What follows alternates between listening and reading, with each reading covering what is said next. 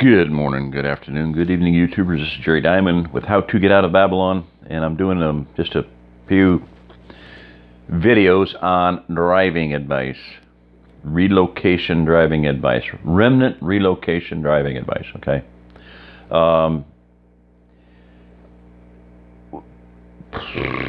It's always kind of frustrating. I did a video, and anyway, I did it on camera, so I'm redoing it. So I can't remember what I've said on the last video. I'd have to go back and listen to it. But anyway, I don't care if I repeat myself, because I don't know if I repeated myself. I'm not repeating myself to you. And if I did, you need to hear it twice anyway, or 3 times or 4 times. So there you go. A good teacher teaches you. I tells them, the old preacher said, I tells them what I was going to tell them, and then I tells them, and then I tells them what I told them. Okay, so one of them 3 is what I'm doing. Don't break the rules of stupid. Don't go to stupid places at stupid times when there's stupid people there and do stupid things. Okay. When you are driving, primarily stop for fuel only. I'll beat that in you. I'll say that repeatedly. Don't stop and stop for fuel. It's the only reason you got to stop. You got your FUD, women, stop on the open highway, pee somewhere. But time your stops primarily so that you're getting fuel, getting your coffee, whatever you're drinking. Sip whatever you're drinking. Drinking, guzzling something down, whether it's coffee or pop or something, that is a stupid, major stupid. You're doing stupid to your body. You're poisoning your body instead of giving it water, which is what it needs. Drink water. Drink a whole quart of water, and then you'll be hydrated. When you stress your kidneys by drinking something other than water, you're going to have to pee more often. And that's stupid. Okay? You're taking up time. Every time you stop, you're burning 20 minutes to an hour. Just how it happens, Oh, I'm just going to stop for a couple minutes to pee. Nah, it takes longer than that. Guarantee you. So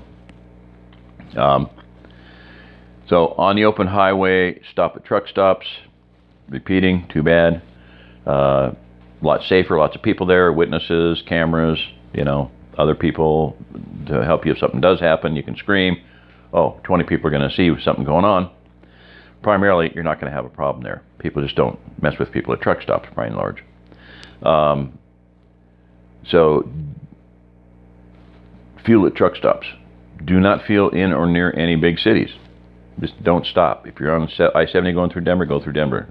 If you're going through 35 and you're going through Kansas City, go through Kansas City. Go around Kansas City. Go around Denver.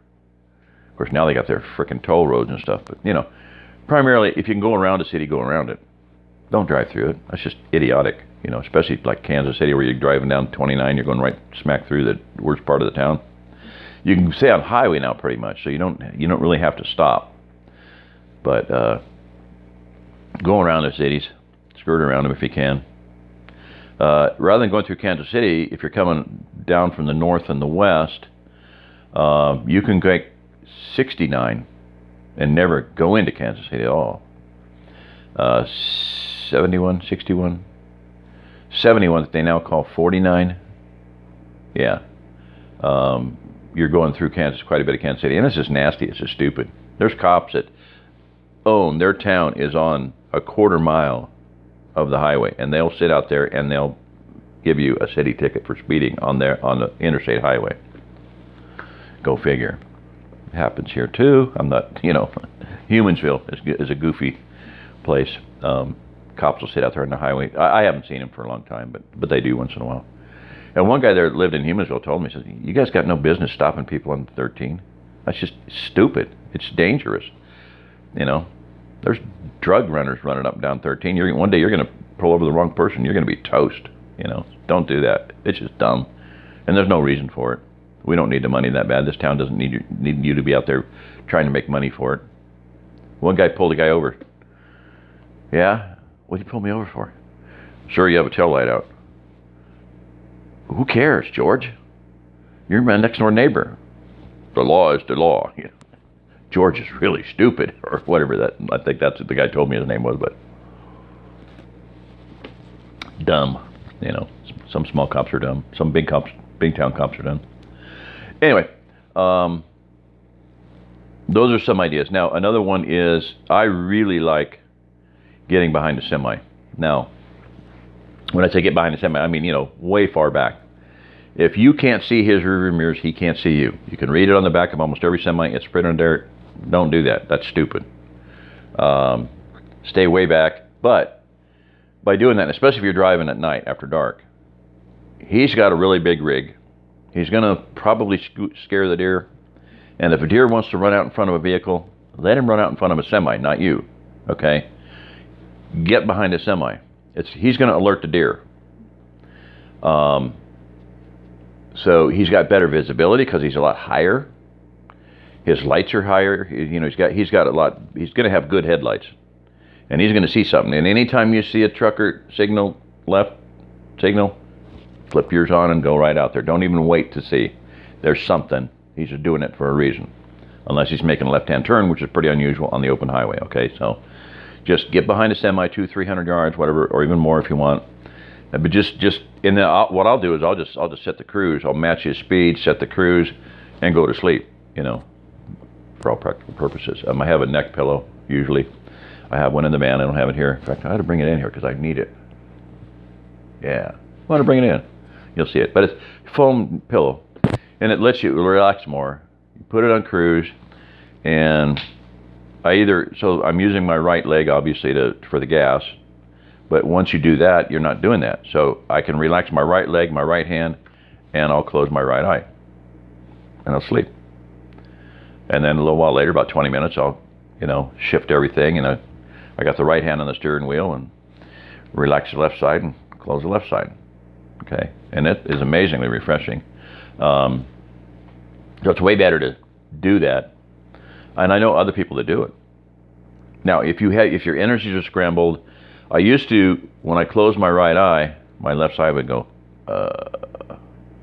if I closed my left eye, my right side would go, and I don't know whether my energies are not scrambled now, you know, flip-flop, crisscross, or if your right side of your brain controls your left, and I am screwed up now. I don't know, but basically, if you can just shut one eye and sleep half of your brain, it will allow you to. One time I was out of it. I was almost, you know, just because we would push. My son and I would be driving expos, and I did 99% of the driving. And I remember we were coming bound from one from Michigan or somewhere, Waukesha, Wisconsin, yeah, and coming about to Kansas City and just wiped out. And he said, "Dad, I can drive." And I said, "Yeah," and I just, you know, did that. And 20 minutes later, I was like, I'm fine, you know. And it woke me up totally from being totally almost exhausted, wiped out, dead tired, to being alert and feeling fine in 20 minutes. It was amazing. So I'll talk about another thing in a minute. Grounding is something that's just critical. That's one thing that these things can be used for. Cut a section off that'll cover your seat, or put this jacket over the back of your seat, so you're sitting on it, or your back's against it. Electrons will bleed through cotton real easily, especially if you're damp. If you're sweaty at all, oh man, you know, highly conductive. You got salt to boot. Spray it down with salt water. Put it on your seat, sit on it, contact it, put your arm on it, and clip it to. Get a file and grind off, you know, file down to bare metal underneath where your seat slides back, forward and backward, or just find a ground thing. Put a grounding clamp or a grounding, you know, take a bolt out of your frame, grind it down, file it down, grind the metal down. Put an actual real grounding washer, you know, they have little serrated edges, you know, put it on there and screw it down. So you have a really good solid ground. It won't come off. All we did was we took the, and I'll show you this in a minute, ESD straps, and oh heck, I don't know where they're at, but I'm gonna find them. Yeah, draped over the back of this chair is about 5 of those jackets, and I just put one on the seat, and I found one outlet in this house that is properly grounded, and it's about 10 feet around the corner there. So yeah, I could be grounded right now while doing these. I think I'm going to do that. And I thought about that yesterday. I should be grounded all the time. So I want to get a A friend of mine had this bright idea. If you go to thrift stores, here's something cheap you can pick up, keep your eye out for. Free. The old-fashioned hardline phone cords. Those coil things. You used to be able to get 50 footers or bigger, longer. Watch out for those. Bring as many as you can. This friend of mine, when she learned about grounding, she wired into a grounder, went to ground directly, or went into a, properly grounded outlet, whatever. She had a long one. And she said, whether I'm at the computer or I'm going to the bathroom or whatever, I'm grounded. I was like, wow, that was brilliant. That was cool. So you just, bare the wires, all of them. You don't just one of them, you bare them all and go into the hole where that round thing goes there, that's your ground. And if those two amber lights light up, you're good. So, but back to the driving, 30. Make offer, eBay, boom. I used to get them 300 at a time because my wife and a friend of ours made grounding systems that I designed, and still do, I guess. So, but we sold a kit that was one of these straps, ground rod, what we made from copper-coated pipe hangers. Pipe is copper. They make these pipe hangers to hammer into or tack into your joist, floor joist. So you're hanging your pipe underneath there. Anyway, that's what we used as a grounding thing, and these were the strap and whatever else, a tester, and maybe a plug-in-the-wall one too, probably. Anyway, $45. And one guy wrote in that, $45 for a lifetime of free healing, and that's literally true. When you're not, the second you're not grounded, you are dying. So my youngest son said, Dad, that means that if you're grounded, you're lifening. He's very cute. But yeah. So what we would do on trips, on cars, is just grind off a bare spot and take that alligator clip and clip in there. And some of them are stronger than others. This one's really strong. And some of them are better than others. Where some of them, it's like they're not quite square, and it's like you squeeze it and it flips, squeeze it and flip. This one is really, really good. One of the best I've ever felt. So, let's say you go to turn it and it gets caught up. Well, it just comes off. No big deal. Plug it back in. It's got both a banana plug for plugging into ESD. This is for for working on computers in a lab. And so there's some of these jacks you plug into, and then of course you can clip onto something. So it's a two-way deal. But like I said, you could go direct to ground, and this doesn't have to be on your wrist. It can be under your thigh. It could be around your ankle. Just remember, but if you get out of the car, it's going to pull out anyway. So if you forget about it, you'll be dangling this and look kind of stupid. But guess what? What color is that? Blue. They make disposable wrist straps, temporary ones. I've got one in a bedroom that I tied my contraption, the extension cord, which I'm going to have to eventually use for something other than grounding. But I've got it looped around the bed as a plain ground. And I haven't noticed any major difference, but anyway, they're blue and they ground. What does Torah say? Have blue ribbons on the edges of your garment, on the corners of your garment. Why? I don't know. I think if you don't know this, you're supposed to wear linen. Linen is very electrostatically protective. It's very energetic fiber. It's a very good fiber. It's shielding. Putting blue ribbons on the edges of your garment would, I believe, I'm just saying this is one of my conjecture and my beliefs, is that I believe it was a grounding system. If you wore a long cloak and you wore ribbons off of it and they dangled close to the ground and picked up electrons, you'd be grounded. So, I don't know, that's just my... Now, leather shoes, leather sandals would also, you'd be grounded. So people back then were very well grounded, much better than we are today. So Clint Obear that came up with this, he dumped his house. He was in cable industry, and he sold his house, told his kids, come get whatever you want. I'm getting rid of everything. Lived in an RV for 5 years, driving around the country, knowing there was something he needed to bring to humanity. And one day he was in Sedona, Arizona, and he sees a girl walking by with Crocs. And he goes, that's it. We're not grounded. You know, when we grounded electrical systems to give them the warm, fuzzy, he said something to this effect, the warm, fuzzy, healing, safe energy of the earth. Like mother cuddling energy of the earth. And very odd thing for a electronics guy to say, but he said it. It's in the book. Earthing, the greatest health discovery ever, ? Co-authored by a heart doctor, a cardiologist, Steven Sinatra, not Frank Sinatra. One time in a video I had Steven Sinatra. Steven Sinatra, MD, cardiologist, you know, fact. So he, you know, something that he needed to bring to mankind, give to mankind. Well, this is just a odd, you know, question in my mind.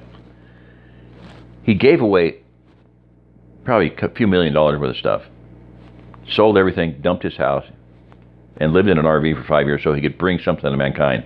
And when he figured out what he's going to bring to mankind, he patented it and wanted to make millions of dollars on it, and was hassling everybody on eBay and whatever, you know.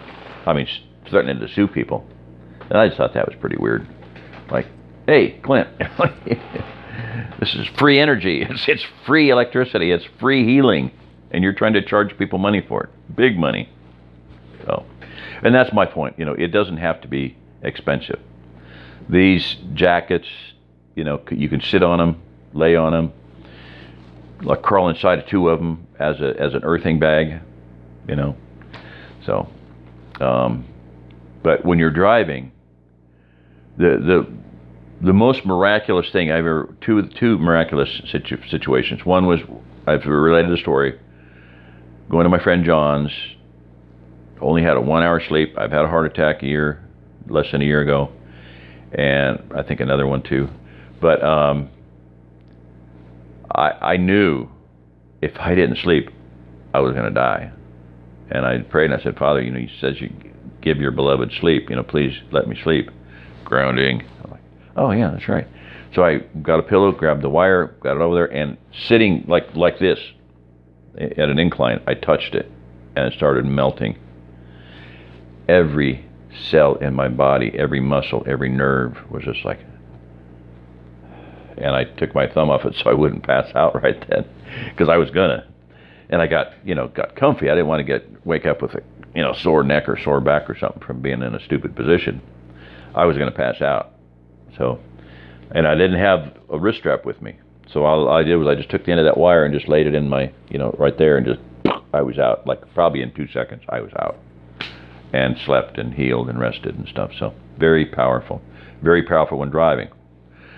Since this is a subject on driving and not earthing per se, I want to tell you the story. My son went up to help some guys, some of the Mormon guys, kids, South Dakota, Eagle something, South Dakota.